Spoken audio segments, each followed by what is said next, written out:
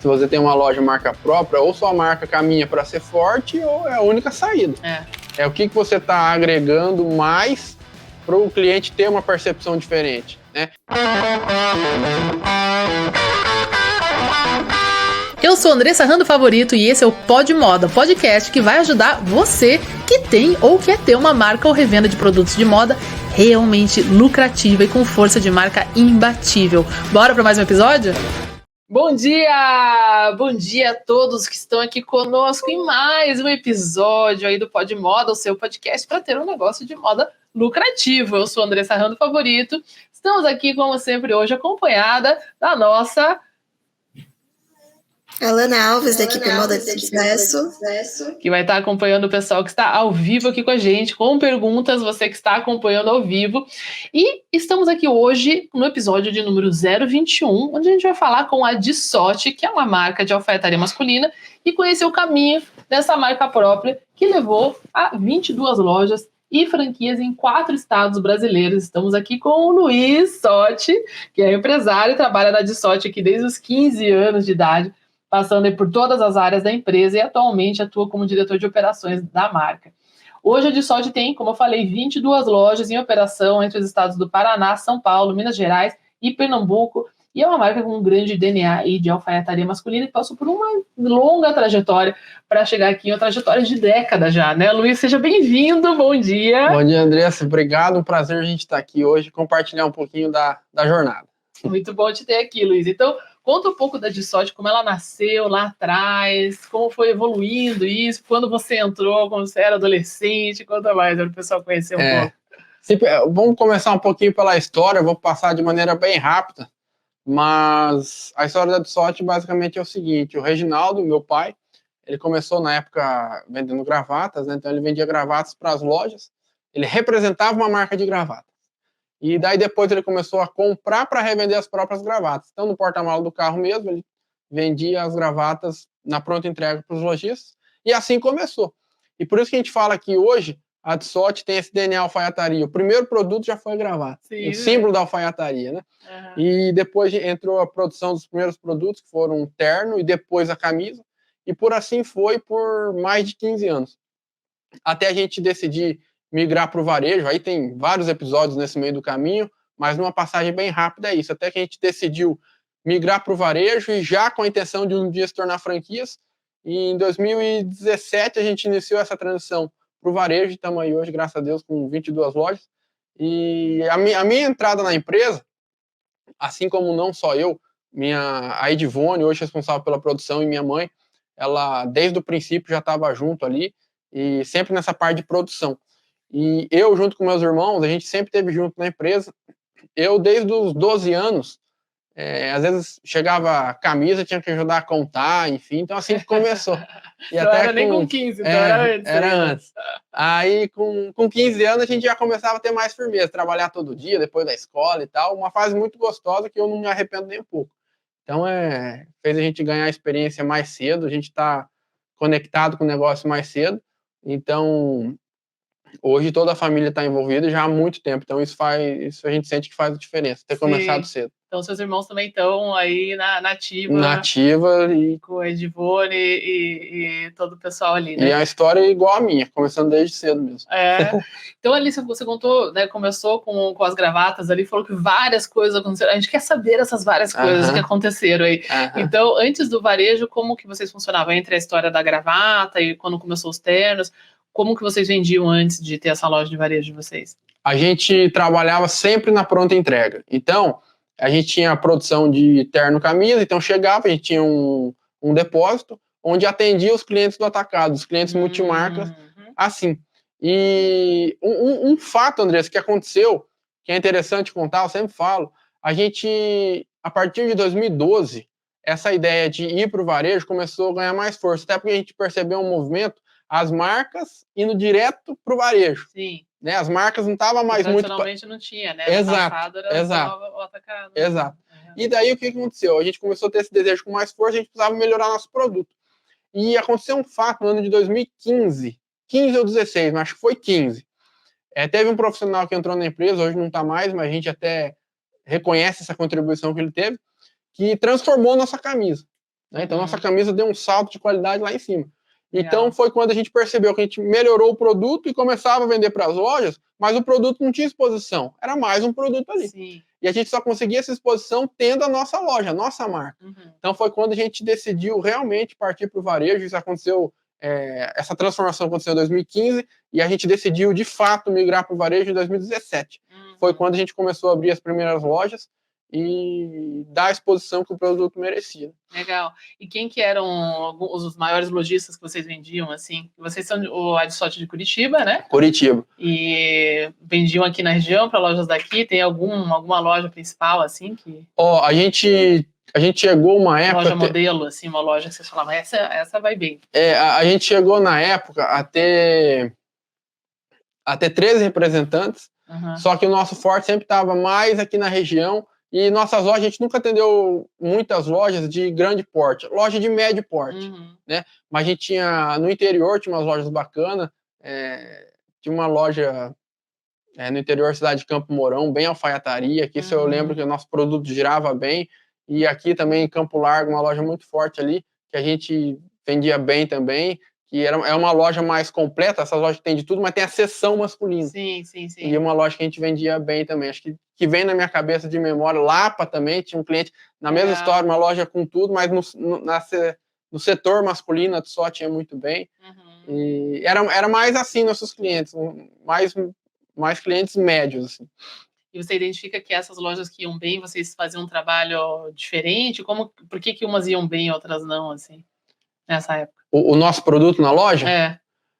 Andreas, para ser bem franco mesmo, eu acho que aí estava mais ligado ao proprietário da loja do que nós mesmos. Que poucas ações a gente fez na época de atacado, a gente fazia poucas ações assim de PDV mesmo, sabe? Sim, então ficava na visão, na mentalidade do isso mesmo, cara. Isso mesmo. Que viu a tua marca ali como potencial e tudo mais, né? Isso mesmo.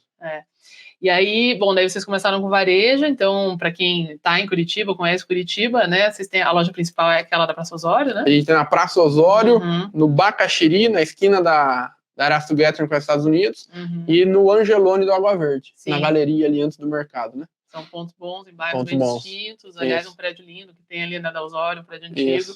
Tirei foto nos meus stories aí esses dias com vocês. E aí, lá pelas tantas, quando foi acho que 2020, vocês tomaram a decisão de entrar numa hora de sucesso próprio. Né? Como é que foi isso? Eu lembro quando vocês iniciaram, a gente tinha uma situação de markup, etc. Mas o que foi a motivação ali? Qual o momento que vocês estavam vivendo naquela época para fazer sentido entrar no curso? Primeiro que a gente estava num momento de pandemia, então tudo teve uma transformação ali e a gente achava que o nosso markup estava bom, né? E era bem suficiente. Isso. Até que você vai ver que não está tão bom assim. Né? Então foi uma conquista que a gente teve, junto com os aprendizados, a gente foi evoluindo até ter um markup saudável, né? Para a operação rodar justinha. Sim, e essa época, então, quando vocês vendiam no atacado, antes de ir para o varejo, o markup era menor, né? Menor.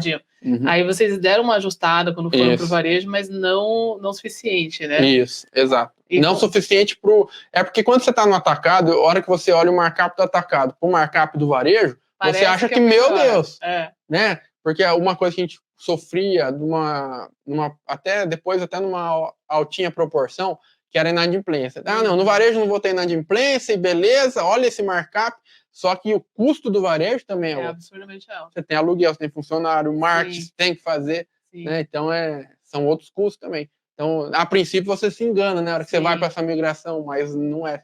Você começa a ter outros custos. Né? Sim. E aí, nessa época, quando vocês entraram, vocês já tinham as 3 lojas, né? Nessa época. Sim. Eu tinha as próprias aqui. Tinham as 3 lojas e tal. E qual que era a maior dificuldade que vocês tinham nessa época ali, além do markup? Assim, não sei se vocês perceberam a questão do markup logo de cara, mas tinham outras questões que vocês tinham ali que trouxeram para esse... Uma questão que a gente tem ajustado cada vez mais, a questão do calendário também. Então, a gente ter realmente entradas de coleção, saídas de coleção. Exato. Né? Hora para entrar, hora para sair. Hora para entrar, hora para sair, a virada de loja. Né? Outra dificuldade que a gente teve, só que acho que não é muito o caso aqui, que depois você vai aprendendo e vai melhorando, equipe.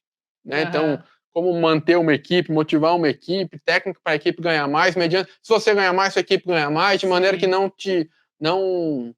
não pese para você, se ele está ganhando mais porque você ganha mais, são coisas assim que você vai ajustando, né?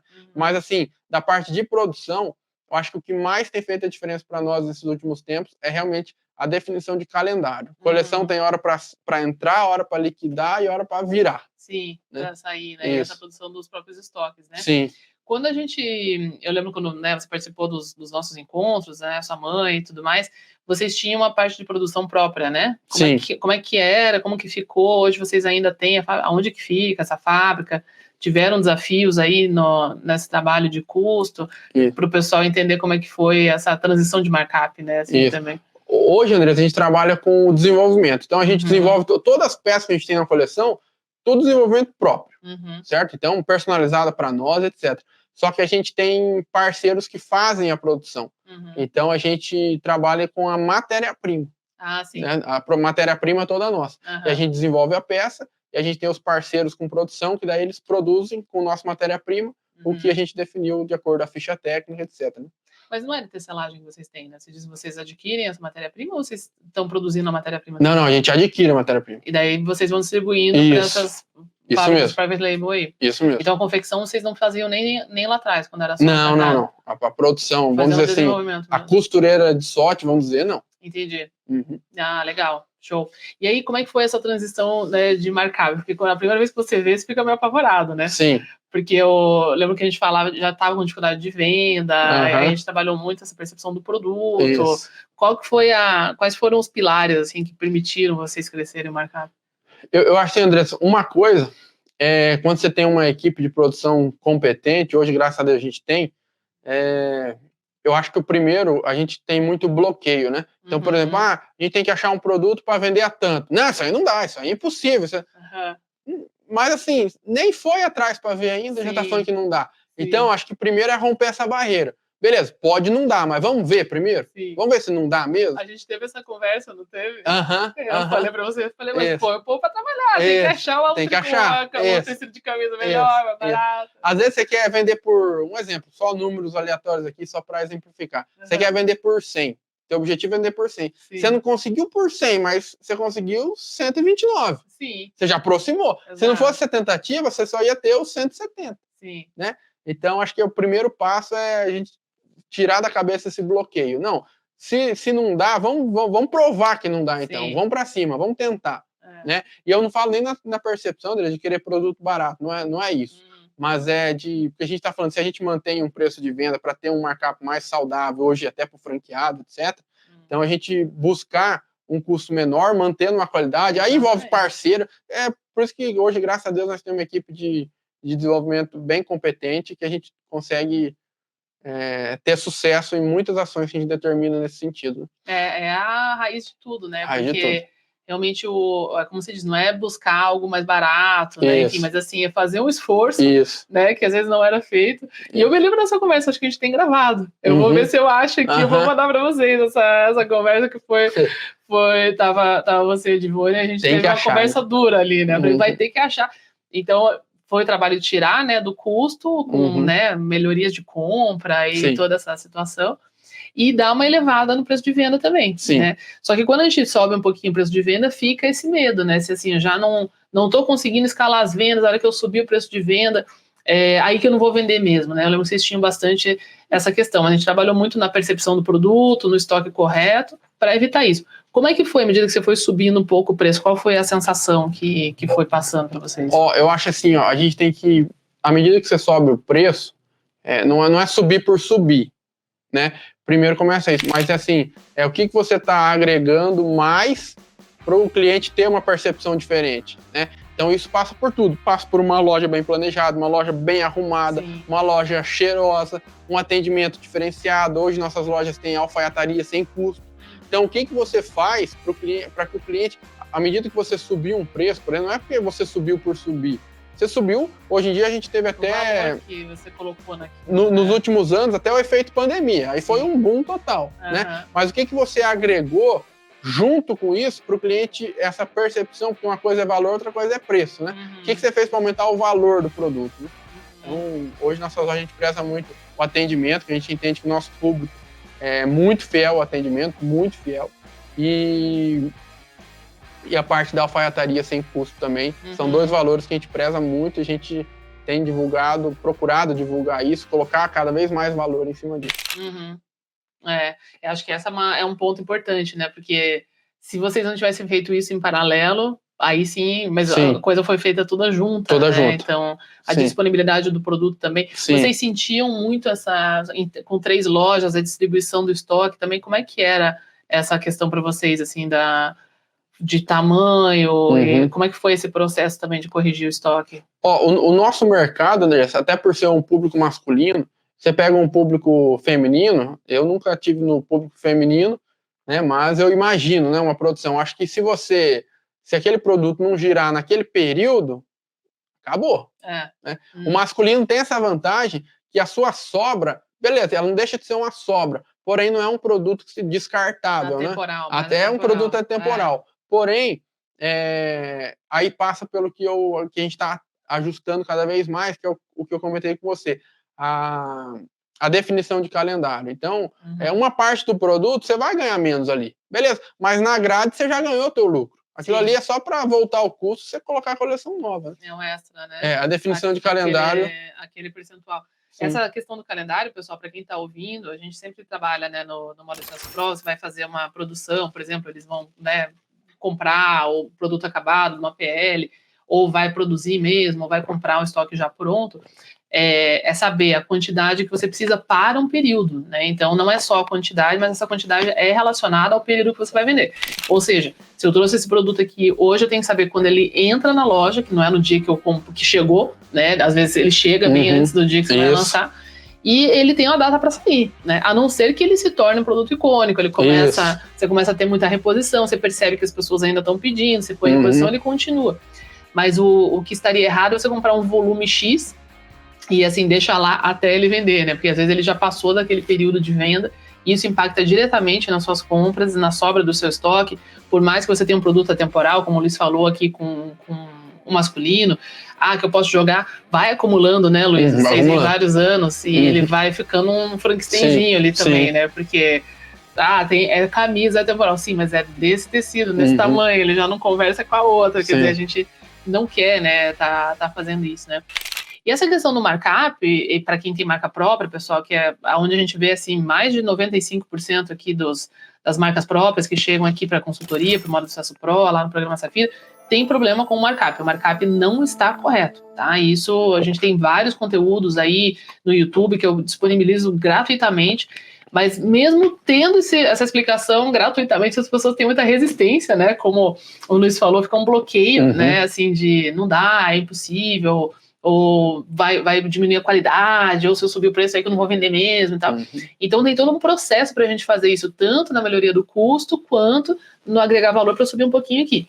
A situação que acontece é que quando você não tem isso, por exemplo, agora a gente vai falar, né, da expansão que aconteceu com a DSOT depois dessa casa arrumada na questão dos estoques, do markup e tudo mais, se a gente não tem o markup correto, não seria possível ter franquias, ter todo esse movimento que aconteceu aí, porque como você falou, o franqueado ele precisa do markup dele, né? Então, quando a marca própria está com o markup incorreto, ou seja, insuficiente, ele vai para o varejo achando que aquele pouquinho a mais é suficiente, a gente gera, né, alguns problemas, como a gente tem de mentorandos aqui, que tem mais de 20 lojas que vendem marca própria no varejo, mas com o markup insuficiente estão muito endividados.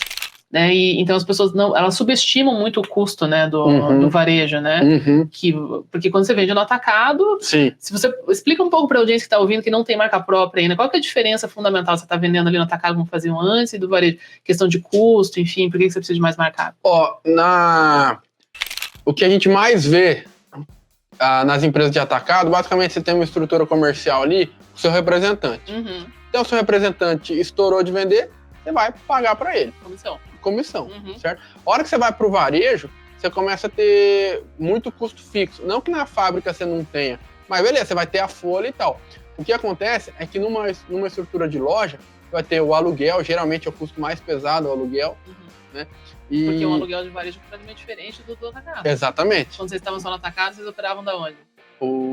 o atacado a gente operava de um CD, mas o aluguel proporcionalmente bem menor. E numa região distante do centro, Isso, não era um ponto exato. Você já tinha uma fábrica lá, que era uma sala, né? Exato.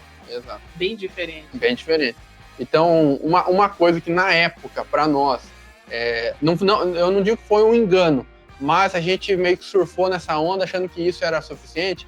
No varejo não tem inadimplência, é tudo cartão. Uhum. Você meio que entra nisso, entendeu? Sim. Você acha que é normal, no atacado um pouquinho de inadimplência, se você vende no multimarca, sim, você tende a ter. Sim, né? boleto. Isso, e a hora que você percebe que você não vai ter, você acha que todos os problemas estão resolvidos. Sim. Mas não é, daí tem o cartão também tem uma taxa, mais que o boleto também, se a empresa tem a taxa do boleto, mas enfim, essa parte de não ter inadimplência faz você meio que surfar essa onda, né? Não, imagine, tudo que eu vender eu realmente vou receber. Né? Achar que não vai precisar. Você tem a taxa do cartão, o aluguel, você falou dos vendedores, os vendedores têm outro tipo de custo, Isso. Né? Porque, quer dizer, eles têm o piso salarial ali, tem a gestão disso tudo, você tem muito mais gente para vender um volume bem menor. O marketing agora é você que faz. Exato.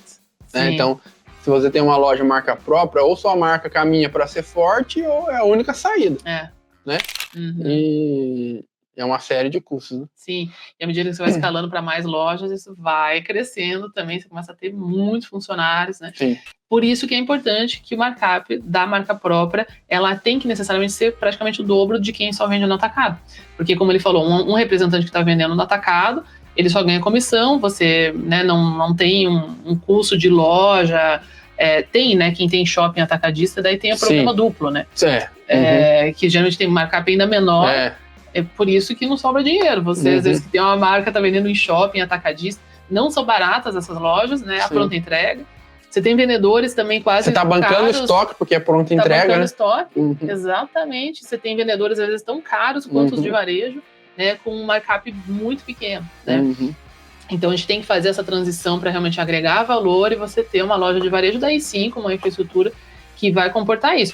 E as marcas fortes que estão no mercado trabalham com esse markup correto. As fortes, as profissionais. Não o coleguinha que está quebrado que você está olhando ali do lado. Tem que olhar quem é forte, quem é profissional, quem está crescendo, quem está gerando realmente emprego e crescimento, né, que a gente vê aí no Brasil. E aí, com isso, se você não tem esse markup suficiente, como a gente estava falando, não só você vai ficar ali, né, num lucro muito arriscado, qualquer dor de barriga vai gerar dívida, vai, né, enfim, mas te impossibilita do que é a melhor parte da marca própria, que é essa expansão que a DSOT daí conseguiu seguir depois, que foi para mais lojas, né, com os franqueados também, né?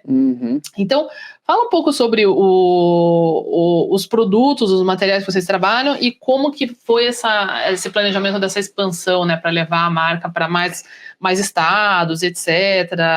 Enfim, para fazer esse atendimento. Como vocês viram, né, essa visão sendo expandida assim para mais lojas agora?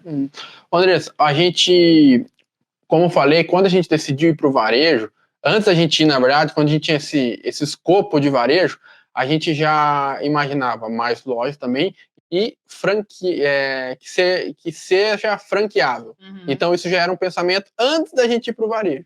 Né? Só que daí o que acontece? A gente foi para o varejo, em 2017 a gente fez a migração total e em 2020 veio a pandemia. Então, foi quando a gente pausou tudo. Em 2019 a gente iniciou uma formatação de franquia. Em 2020 veio a pandemia, a gente parou com tudo. E até o negócio estabilizar e tal, porque quando deu aquele primeiro boom, março de 2020, os primeiros lockdown, sensação de pânico, ninguém sabia o que ia acontecer. Ainda mais vocês que não alfaiataria. Isso, exatamente. Teve essa onda do home office, né? Aí beleza. Então, aí quando foi final de 21, né, o segundo semestre de 21, a gente já não teve mais nenhum lockdown. Então, a gente, ali na parte final, no último trimestre de 21, a gente teve novos parceiros aí na empresa. Hoje a gente, inclusive, tem um QG de uma central de expansão em São José do Rio Preto. São José do Rio Preto é o bercinho da franquia no Brasil, né? E a gente tem uma central de expansão lá, com nossos parceiros também. E nesse último trimestre de 21, a gente colocou de novo para rodar esse projeto de franquia, validamos ainda mais nossa formatação, etc. E em fevereiro de 22, a gente estava realmente pronto para vender franquias. Né? E foi quando a gente iniciou a expansão. e graças a Deus tem fluído, tem dado certo. E hoje a gente começou em 22 com 4 unidades, né? Hoje a De gente franquia. está... Não, as 4 próprias, né? Que tinham as 3 lojas, daí E tinha lá em São José do Rio Preto. Ah, que foi né? essa do berço da franquia. Isso, hoje ela virou uma franquia também. Uhum. Só que na época ela era própria, né? Uhum. E ela tá lá até hoje. E a gente inaugurou ela em julho de 18, uma loja já antiga. E a gente iniciou a expansão de franquias, hoje a gente está com 22. Sábado agora inaugura em Ponta Grossa, quem estiver escutando aí. Ah, legal. E semana passada inaugurou outra, né? Semana passada. Retrasada.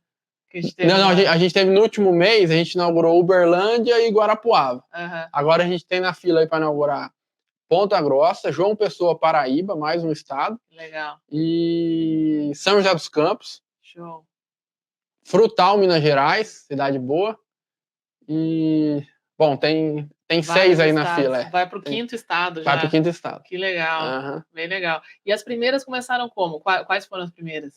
Fala, meu querido e minha querida empresário e empresária de moda. Tô aproveitando para dar essa pausa aqui para te dizer que existe uma oportunidade para você que quer faturar alto com o seu negócio de moda de forma lucrativa e profissional. Essa oportunidade é o meu programa Moda de Sucesso Pro. O Moda de Sucesso Pro é a minha metodologia completa em 6 passos. O primeiro passo, a gente vai fazer o diagnóstico do seu negócio, dos seus estoques e das suas vendas, da lucratividade, dos perigos e das oportunidades dos seus produtos e das suas estratégias atuais. O segundo passo é a definição clara das suas metas e do seu orçamento para compras e investimentos corretos no seu negócio que vão garantir a lucratividade e a escala da sua marca ou da sua loja. Isso tanto para você que já tem negócio como para você que vai começar do zero. Nosso terceiro passo, a gente vai olhar a sua estratégia de produtos, seu público-alvo, a sua precificação, seus pontos de vendas ideais para você e a comunicação e o seu marketing. Nosso quarto passo, a gente vai fazer o planejamento de coleção dos seus estoques, dos seus tamanhos, do número de peças que você precisa, das suas categorias, dos departamentos de produto que você precisa e do seu sortimento completo para você nunca mais comprar de mais do que não vende e muito pouco do que não vende. No nosso quinto passo, você vai aprender finalmente como comprar corretamente, como escolher os melhores fornecedores,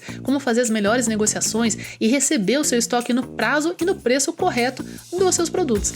E no sexto passo, a gente vai trabalhar as suas vendas e a sua escala com as melhores técnicas, abordando todas as possibilidades de vendas, desde o atacado até o varejo, até exportação, franquias, e-commerce, loja física, loja online, venda por redes sociais, tudo para fazer o seu negócio escalar de forma profissional e lucrativa. Para você acessar essa oportunidade, clica aqui no link da descrição desse episódio para saber mais e entrar em contato com a gente para uma chance de participar do programa, tá bom? Conheça também o meu outro programa de aceleração avançada para você que já fatura alto ou que quer faturar mais de R$100 mil por mês com lucro, estoques saudáveis e levar o seu negócio a um outro nível de jogo e dominação do mercado. Esse é o meu programa mais avançado que tem o meu acompanhamento mais personalizado no seu negócio. É o Programa Safira. E aqui também na descrição desse episódio você pode clicar no link ali para saber tudo sobre o programa e entrar em contato com a gente caso você queira agendar uma reunião estratégica do seu negócio para entender se o Programa Safira é o programa certo para você. Ó, a primeira franquia que inaugurou foi aqui na região de Curitiba, Itaperuçu, né? Então,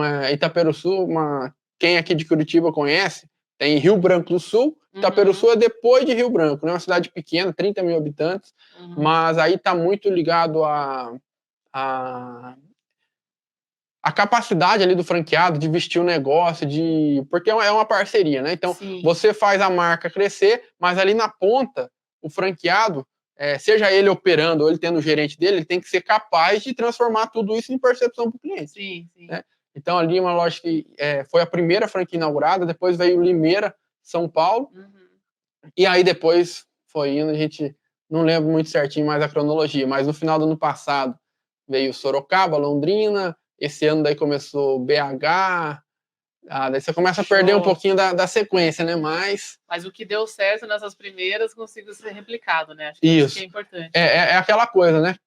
Quando faz o trabalho certinho, loja nova não tem milagre. Você vai sofrer um pouquinho, até a sua própria adaptação, né? A loja nova, o público é novo, tudo existe um encaixe. Mas se você tiver paciência, fazer o trabalho que tem que ser feito, com constância, as coisas vão se encaixando e vai fluindo. É o que aconteceu com nós. Sim. Nós próprios. E quais, assim, quando a gente entra, né, com atacado, até para quem tem marca própria e vai começar com atacado, vocês já tinham há muito tempo, desde a época, né, do seu pai, em outro formato também. Mas a gente fala sobre como é importante, né, o dono da marca as primeiras são importantes, né? Você valida um formato que funciona. Isso. E assim, estar junto, ir lá, visitar, etc. Fala um pouco sobre o envolvimento de vocês nessas lojas, com os donos dos franqueados, né? Até como que foi essa ponte, né, para encontrar esses franqueados. Existem feiras, né, no Brasil de franquia. Conta um pouco pro pessoal que tem essa ideia, tanto de abrir a franquia também, né? Onde que ele vai para escolher uma marca, né? Sim. Andrés, o envolvimento que você citou, isso é fundamental. A gente sempre teve muito envolvido no negócio, muito envolvido. Não só eu, quando eu falo eu estive muito envolvido, eu falo nós, toda a família teve sempre muito envolvido, muito mergulhado no negócio mesmo. Quando inaugurou a primeira loja aqui de Curitiba, varejo, quando a gente migrou para o varejo, a primeira loja de Curitiba, eu fui ter um dia que eu não fui para a loja. Eu lembro que foi até engraçado, que o primeiro dia que eu não fui para a loja, eu até, nossa, faz tanto tempo que eu venho todo dia para a loja, né? E a loja abria domingo a domingo. Olha, né? Sim. Aí eu lembro que eu até fiz a conta, deu 65 dias aproximadamente. Então, 65 dias eu estava indo para a loja todo dia, da abertura ao fechamento. Então, assim, e eu sou grato por isso, porque foi o que foi o que me fez, o que acelerou, o que talvez eu ia demorar, sei lá, 6 meses, 1 ano para aprender, nessa imersão de 65 dias reduziu tudo. Então é importante, tem que se envolver de verdade. Né? Isso é muito legal. Saber, né, isso. Ter essa clareza, né? Porque às vezes o pessoal acha que vai ser fácil cada vez mais à medida que o negócio cresceu. Você tem as franquias, que o valor do negócio cresceu absurdamente. E né? Que você coloque pessoas competentes, né, nas devidas funções. Então, daí, com as franquias, como que foi para colocá-la no mercado, né, efetivamente? Assim. A gente teve como eu te falei, a gente teve em outubro de 21 a entrada desses parceiros da empresa, né, na parte da expansão e da implantação, que antes do franqueado inaugurar, o primeiro contato dele é com a expansão. Depois ele assinou o contrato, começa a implantação dele, parte de projeto, procura de ponto, caso ainda não tenha, etc. Aí, então, hoje em São José do Rio Preto, acontece a expansão e a implantação, com esses parceiros que foram fundamentais para a nossa expansão. Hoje eles estão dentro do negócio. Legal. Certo? E então foi isso. Então, toda a parte de expansão, aí o que necessita para uma expansão, desde os detalhes mais técnicos, né? Tráfego pago, uma landing page, foi tudo responsabilidade da expansão, desses novos parceiros que entraram na empresa. Específico de franquia, né? Específico de franquia. Então, e foi assim que daí a gente ganhou mais, não vou dizer agilidade, mas a gente ganhou mais know-how. Porque a gente tem o know-how da operação. A gente tinha o know-how da operação, mas não da expansão. Né? Que dentro da franquia são esses dois know-how. Você tem que ter o da operação para saber orientar o franqueado. E você também tem que ter o know-how da expansão, senão você não alavanca. E eles tinham esse know-how da expansão. Então foi quando a gente fundiu e o negócio fluiu.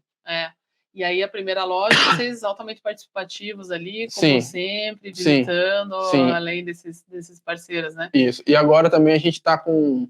a gente foi melhorando a equipe, hoje melhoramos o pessoal de marketing, da operação também, tem uma pessoa hoje só para dar suporte, enfim, então a gente vai melhorando. Tem uma plataforma nossa hoje, onde o franqueado consegue ter os cursos para ele assistir quantas vezes ele quiser, ele abre chamado para comunicar alguma situação mais específica que ele precisa, todo o material de marketing a gente disponibiliza lá, comunicado sai por lá, então a gente tem uma estrutura assim, bem profissional mesmo, bem organizada, né? Muito bom, muito legal isso, né? Porque a gente começa validando, né, algo que funciona e quando tá dando certo, você expande.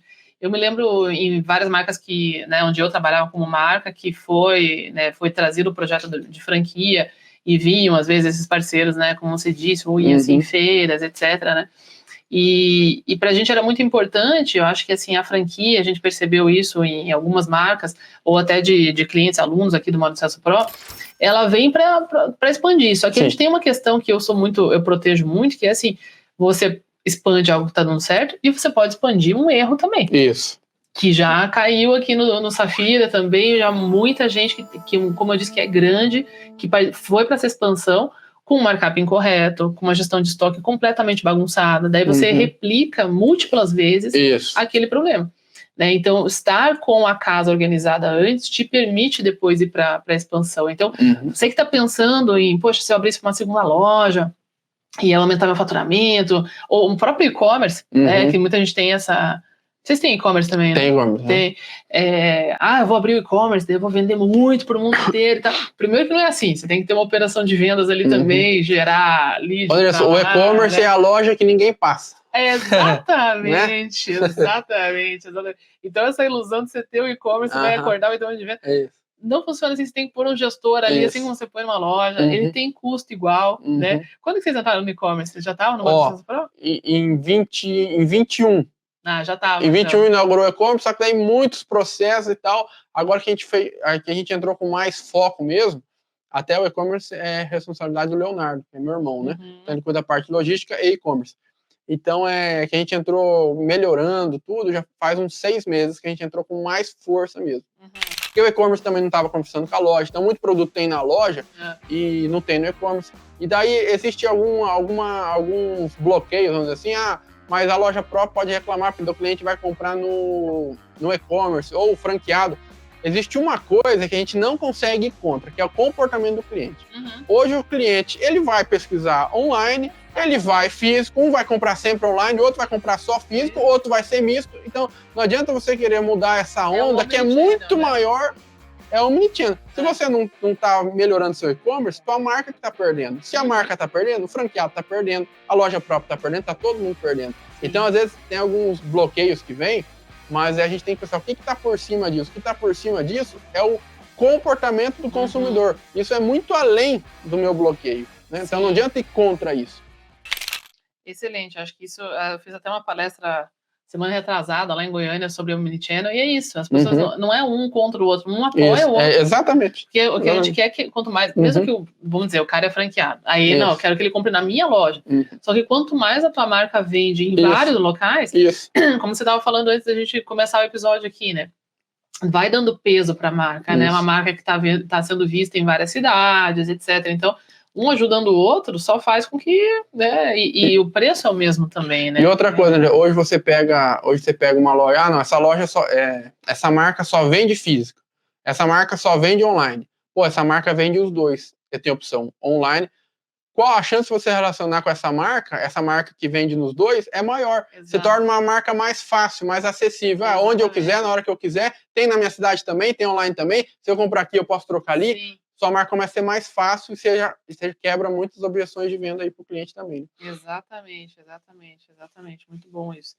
E essa questão dos preços também, né? Acho que o pessoal tem uma crença errada, que isso foi uma coisa que se criou aqui no Brasil, porque não é assim, né, que o e-commerce é mais barato. Então, assim, se eu estou comprando online, é mais barato. Não, é o mesmo produto da mesma marca, ele com o markup correto, né? Isso acontece quando o pessoal também põe markup incorreto, né? Então, a camisa de sorte na loja da Osório, que tá... Quanto tá uma camisa de vocês? Hoje tem de 200 até 400. Então, onde tá 200 lá, e aí no e-commerce também tá 200, e na outra loja lá de Pernambuco também vai estar 200. A não ser que seja de uma coleção antiga, que tá numa ação específica ali, pontual, né? Mas jamais você vai ter no e-commerce a 120, na loja física 200, aí sim seria errado. Exato. E quem está praticando isso é quem está fazendo errado, quem está com o markup errado, assim como o atacadista, que vende no varejo pelo markup errado. Então, essas são as pessoas que não são profissionais e que não estão ganhando dinheiro, que estão reclamando da economia, que não estão corrigindo o que elas estão fazendo para ter um resultado de uma marca profissional. Então, aqui na Pode Moda, como vocês sabem, vocês aprendem o que tem que fazer para ter um negócio profissional. E não é vender roupa, é ter uma marca, uma loja, uma rede de varejo de produtos de moda realmente lucrativo e profissional, certo? Eu queria saber um pouquinho mais sobre a sazonalidade que a gente falou no começo, de como saber diferenciar a coleção que vai entrar de inverno, verão, para a marca de alfaiataria, que é um pouquinho, assim, não muito forte do tecido, muito a modelagem. Mas eu queria saber como que você faz essa sazonalidade. Alana, então, dentro do que eu estava falando lá no começo, aí a importância de um calendário bem definido que a gente está ajustando cada vez mais. Né? A gente está passando agora por mais uma transição que é visando ajustar mais ainda esse calendário. Isso que você falou está totalmente ligado ao calendário. Então, você tem que saber quando o produto vai entrar, quando você tem que desenvolver, quando você tem que produzir, quando tem que estar na loja, quando tem que liquidar. E liquidar a menor parcela possível, obviamente, né? E dentro disso, Alan, a gente tem uma linguagem na empresa que a gente tá numa fase lá, Andrés, que não existe mais produto permanente. Isso confunde a cabeça. O que é o permanente, né? O permanente, na verdade, é aquele produto que ele vai estar no showroom de inverno e vai estar de novo no showroom de verão. E vai estar de novo no outro inverno e de novo no outro verão. Ele é sim um permanente. Por exemplo, a Tissot, hoje, tem que sempre ter um exemplo, marca de alfaiataria. Como é que você vai ter uma marca sem terno preto, azul marinho e grafite? Um exemplo, 3 cores. Os clássicos. Os clássicos. Ele vai estar em toda a coleção, certo? Mas então ele é um permanente de coleção em coleção. Então passa por isso. E até dentro da pergunta da Alana ainda, eu falei liquidar o mínimo possível, né? Porém, se você tem uma sobra, vamos pegar aqui os ternos, por exemplo, né? Terno, costume. Se você tem uma sobra de terno, dificilmente você vai liquidar. Às vezes, se você, não, vou aproveitar essa sobrinha aqui e fazer um chamariz para minha loja, beleza. Mas é o que a gente está falando, no mercado masculino também tem essa parte do produto mais atemporal, né? Então, às vezes, aquela pequena sobra ali até se transforma em mais opções no volume da sua loja. Então, essa é uma vantagem que eu enxergo do mercado masculino. Sim. E lógico, né, tem a questão das cores, né, que você vai te possibilitar trazer cores da estação, né, desse momento. Já em bases, né, vocês têm muitas bases icônicas, né, já, que vocês trocam cores, etc. A camisa, sempre mesmo, você vai trocando as cores, né. Então, sabendo que essa é uma cor que entra nesse momento e sai naquele outro momento. E as básicas que são os clássicos ali, que são os produtos icônicos, né, que vocês... Quantos produtos icônicos vocês estimam que vocês têm hoje? Quando você diz o produto icônico, é a referência mesmo. A referência. Isso, a mesma referência. Tá. Vocês só repetem. Tá, eu vou dizer, uma camisa, certeza, até a gente teve bastante problema, como todo mundo teve agora na pandemia, na parte de suprimentos. Mas já faz um tempinho que o mercado normalizou e é um produto icônico nosso que a gente acabou não tendo sempre, desde esse pós, até 21, até começo de 22 foi bem complicado, né, André? Parte de matéria-prima e tudo. Todo os containers, né? Tava toda aquela confusão, fio. Mas, icônico, eu vou dizer que icônico, mesmo falando de referência, né? Não de categoria de produto. 4. Mesma referência. 4. Pelo menos 4 tem, icônico. E você tem noção de quantos por cento elas representam nas suas vendas? Vamos lá, se eu pegar costume, hoje os costumes representam, em média, uma loja pela outra, de 20% a 23% da venda, né, até 25%. Camisa, mesma coisa. Então, a gente até fala que camisa e terno, e costume, né, vai representar de uma loja de sorte hoje em torno de 40% a 50% da venda, né? Então, dentro disso, eu considero 2 ternos icônicos, uma calça alfaiataria icônica e uma camisa icônica.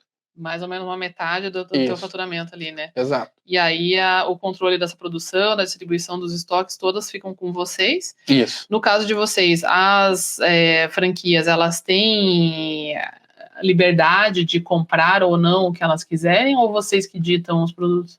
Então, a gente já desenvolve o showroom já com o nosso know-how, né? Então, a hora que o franqueado vai para um showroom, a gente está iniciando agora esse movimento de showroom. A gente trabalhava no outro formato.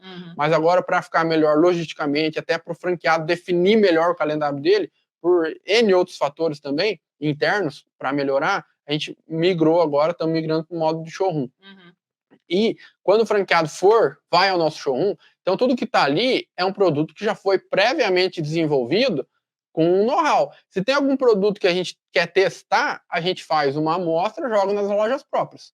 Se passou, ano que vem ele vai estar no showroom. Então, por exemplo, esse inverno teve produtos, sempre poucos, mas teve produtos sim, que a gente testou nas nossas lojas. Uns passam, outros não passam. Sim. Né? Então a gente não quer testar. Propõe para eles. A gente não quer testar no franqueado. Sim. Né? Vocês têm 3 lojas, exato. E o e-commerce. Exato. Então, tem produtos que vai estar no showroom de inverno que esse ano passou na aprovação da loja piloto e vai estar no próximo showroom de inverno, né? Mas qual que era a pergunta mesmo? Era sobre se eles têm essa liberdade do volume que eles compram, do que eles escolhem, do que eles não escolhem, ou se é vocês que ditam isso. Por exemplo, em algumas marcas que eu trabalhei, como a gente tinha um controle de estoque muito certinho, e a gente sabe que os lojistas não têm, né? A gente buscava franqueados, assim, não empreendedores, assim, franqueados investidores. A gente falava, a gente dá tudo aqui para vocês, a gente vai mandar os packs aqui, porque a gente sabe, para a tua região, quanto de estoque precisa. Uhum. Dessa forma a gente tinha um controle, mas daí também a gente tinha o trabalho de controlar Sim. o estoque deles, né? Uhum. Aí a maioria faz outro formato, que é assim, o franqueado compra, inclusive eu dou muito treinamento para franqueados de marcas, porque eles vão pensar na compra deles, né? E a marca reconhece que eles precisam entender isso. Isso. Vocês dão essa liberdade ou eles que decidem, mas você já traz isso, mastigado. Isso, a gente traz uma orientação. E ele decide. E ele decide ali. E aí a reposição também, vocês vão trabalhando junto com os seus fornecedores para estar sempre com esse estoque disponível para eles. Isso, existe produtos que a gente está migrando agora no showroom, produtos que vão ter, por exemplo, a gente desenvolve um showroom lá com 2 cápsulas de entrega, né? Então, cápsula 1, cápsula 2. Então, um produto icônico, por exemplo, ele vai estar presente tanto na entrega 1 quanto na entrega 2.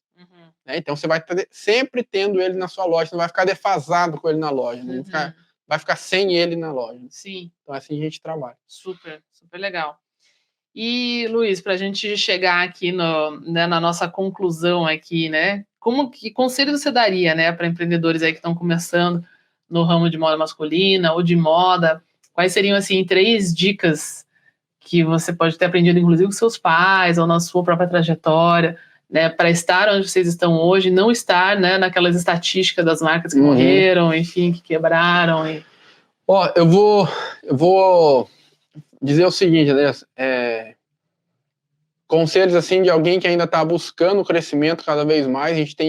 A gente tem muito mais ainda a crescer do que já cresceu, entendeu? Mas assim, conselhos até que a gente vê da origem da empresa, através dos meus pais, né? Tem que ter paciência e persistência e resiliência. E não é aqui um discurso vazio de coach, não é isso. Mas é verdade. Sim, né? Tem que ter paciência, demanda muito isso, paciência, resiliência e persistência. E se eu fosse dar um conselho bem técnico mesmo para uma loja, eu acho assim, não deixe de valorizar a equipe. A equipe é muito importante. Estoque é o seguinte, exagero faz mal, só que o exagero para menos também faz mal. Sem estoque não tem venda. Então não adianta você querer vender 100, se teu estoque estatisticamente está mostrando que o máximo que você consegue é 70. Então, estoque demais faz mal, mas estoque de menos também faz mal. Invista no estoque também, não tenha medo. Né? Certo. Uma coisa que a gente quebrou o paradigma também, André, a gente não que a gente tinha medo, mas eu vou jogar essas palavras aqui só para dar um toque, assim, né? Tentar exemplificar o que eu quero dizer. A gente tinha medo de produto, né? Ou você não pode o lojista não pode ter medo de produto, você tem que ter produto mesmo, né? Se chegar no momento ali que você tem que controlar um pouco, faz parte, você vai analisando a tua gestão e tal, mas não tenha medo de produto, tenha uma equipe capacitada e faça com que sua marca seja reconhecida cada vez mais e invista num brand, que é um processo que a gente está agora, não vou dizer que iniciando, porque a gente já iniciou faz tempo, mas agora a gente está dando uma outra conotação para ser mais forte ainda. Então, invista no brand da sua marca. A gente percebe que o brand resolve muitos problemas, né? Sim. A marca forte... Uma vez que o produto está bem claro, né? Também que vocês tinham essa... acho que é super bacana que você trouxe, né? Do ter medo de produto. Vários alunos comentam isso. Eu tinha medo de comprar. Isso. Né? E assim, o medo vem de não saber o que você compra. Isso. Né, na verdade. Então, assim, quando você tem a clareza que vai se desenvolvendo ali, aí você vai com segurança. E aí, tendo essa clareza do produto já com mais profundidade, o branding vem mais fácil também, porque o branding é assim, quem eu sirvo, o que eu vendo. Então, se tá tudo muito inseguro ali, você às vezes pode até desenvolver um branding errado, baseado em coisas que na verdade não é o teu core business, né? E vocês fortalecendo ali de baixo para cima, assim, ficou, né, uma pirâmide muito bem estruturada, ficou muito feliz. E, Luiz, eu quero aproveitar para dar para vocês, então, a sua placa do Moda de Sucesso Pro aqui. Obrigado. Vocês que são da Fibra Seda, alunos aqui do Moda de Sucesso Pro. A gente tem a nossa categorização. Vamos olhar ali para a área ali, para dar um tchauzinho aqui dos nossos alunos, que é o seguinte, a gente tem essa categorização dentro do Moda de Sucesso Pro dos momentos do negócio, né? A Dissote já era muito grande, né, em faturamento com 3 lojas, quando vocês entraram, mas a gente preza muito por essa escalada, por saber em qual momento você tá, e a Dissote é da Fibra Seda, que são negócios que faturam mais de 100 mil por mês, né? Muito mais do que isso hoje, já com as suas 22 lojas, né? Mas para a gente entender qual é o momento desse negócio, é que é muito diferente quem está nessa fase de quem está ainda faturando 10, 15, ou ainda lutando para chegar nos 5 dígitos por mês ali, né? André, assim, só uma conclusão minha rapidamente, olha a importância de equipe, né? Se hoje a gente está nesse momento aqui, nesse bate-papo, é porque existem na empresa pessoas competentes que o negócio erro sempre tem, mas que está fazendo o negócio rodar. Sim. Então, senão você estaria lá agora. Exato. Então, graças a Deus, hoje a gente tem tanto pessoas da família quanto os que não são da família, todos de alto desempenho mesmo, muito competente, que proporciona isso. Hoje a gente está aqui batendo um papo, as coisas acontecendo, equipe eficiente em loja, equipe eficiente também no desenvolvimento, logística, tudo, para que tudo flua e tudo acontece. Problema sempre tem o inesperado, o imprevisto, isso aqui a gente não tinha pensado, mas quando você tem as pessoas competentes, faz diferença. Por isso que daí chega na plaquinha. É isso aí, gente. Muito bom, Luiz. Muito obrigada. Então, compartilhe com o pessoal onde que eles conseguem encontrar a DSOT, além das lojas, né? Mas se alguém quiser conhecer DSOT, passa aí o @ do seu Instagram, a gente vai colocar aqui na tela também, né? Para o pessoal conhecer a DSOT e procurar aí na sua cidade. E como faz se alguém quiser ser um franqueado da DSOT também. A gente tem o e-commerce hoje, o Instagram é @DSOT. Tá? O Instagram da marca oficial é @DSOT. Os demais Instagrams são das franquias, etc. A gente tem lojas hoje Paraná, São Paulo, Minas Gerais, Pernambuco e vamos inaugurar na Paraíba. E se quiser saber todos os endereços, vai lá ou falar direto com a nossa loja no Instagram, no link da bio, tem o WhatsApp de todas as unidades. E se quiser ser um franqueado, clica na bio do Instagram, vai ter lá uma chamada, quero ser um franqueado, aí vai cair direto com o time de expansão, vai conhecer tudo sobre o negócio e vai ter o primeiro contato lá. Maravilha, sensacional, orgulho, muito bom, pessoal. Então a gente teve aqui o bate-papo com o Luiz, da DSOT, essa marca aí de alfaiataria masculina. Estamos aqui ao vivo, terminando essa transmissão do Pod Moda com vocês, que acontece toda segunda-feira, 10h30 da manhã, horário de Brasília, no nosso canal do YouTube exclusivo do podcast, que é o Pod Moda com o André Sarrando Favorito. Além do meu canal principal, que vocês devem seguir também, por gentileza, que é o André Sarrando Favorito aí no YouTube. Essa gravação, ela é editada e vai para todas as suas plataformas de streaming nas terças-feiras, tá bom? Então fiquem ligados, se você quer escutar aí no seu Spotify, no Deezer, no aplicativo de podcast que você utiliza, estará lá todas as terças-feiras. Não deixe de acompanhar a gente aqui ao vivo para interagir com a gente, mandar suas dúvidas, suas questões e seu apoio. Um abraço bem grande, obrigado Luiz, obrigado Ivone, que deve estar assistindo aqui também, nossa aluna também no Moda de Sucesso Pro, prazer ter vocês aqui. E você que está nos acompanhando, a gente se vê segunda-feira que vem, 10h30 da manhã. Um beijo para vocês e tchau, tchau. E a gente vai chegando ao final de mais um episódio aqui do Pod Moda.